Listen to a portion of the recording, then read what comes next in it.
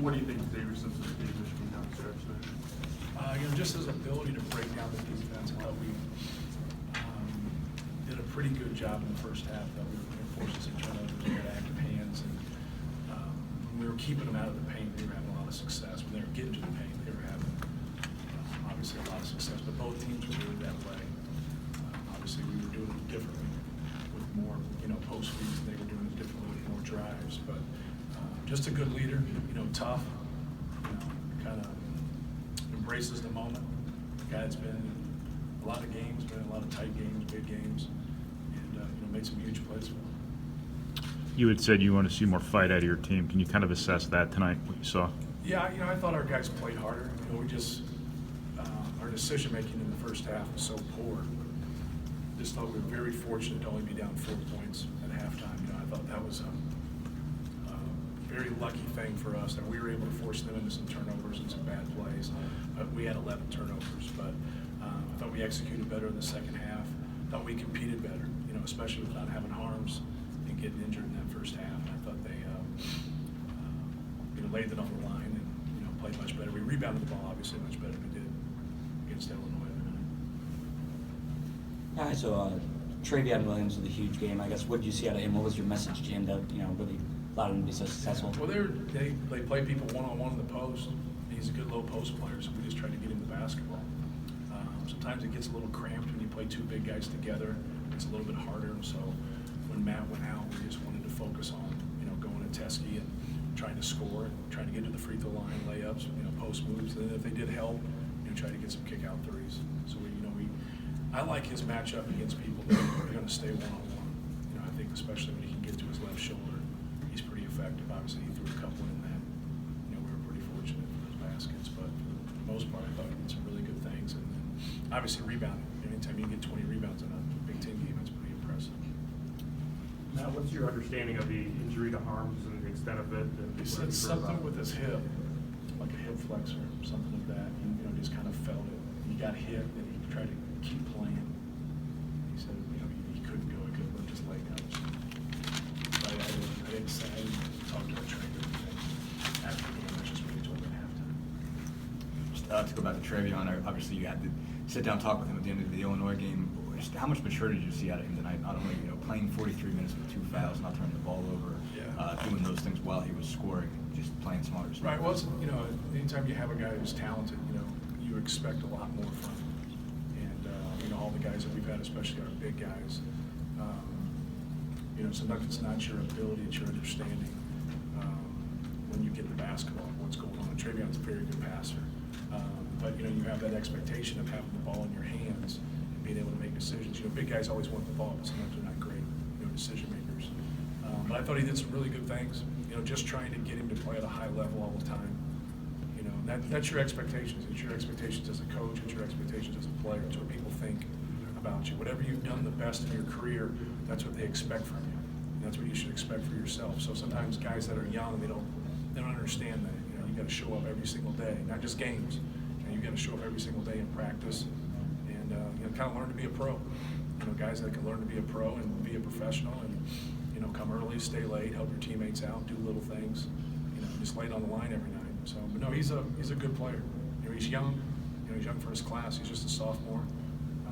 But no, he did some really good things, and hopefully we can build on it. Going back to Xavier, after not shooting the ball for the first 18 minutes of the first half, even though you've seen him quite a bit now, were you almost surprised by him kind of taking over the offense in the second half? No.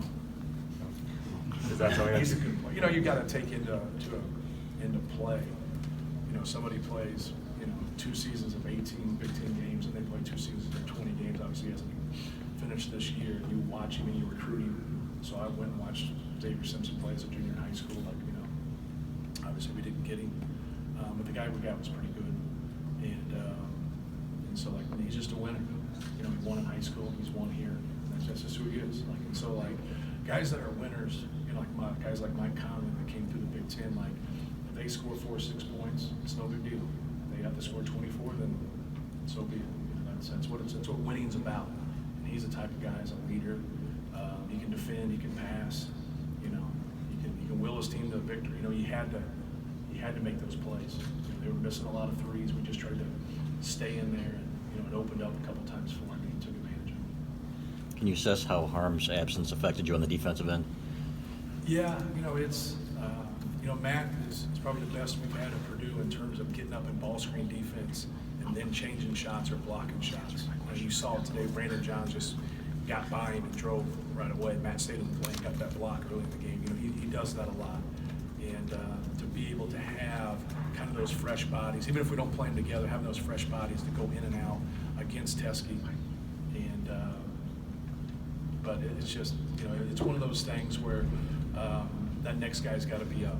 You just got to be up and try to play to the strengths of your guy that you're playing more right there. But there's no doubt that he helps us on the defensive end. I know you were limited without Matt, but how did that lineup that Michigan moved to like 9 minutes left in the second half, kind of the smaller lineup?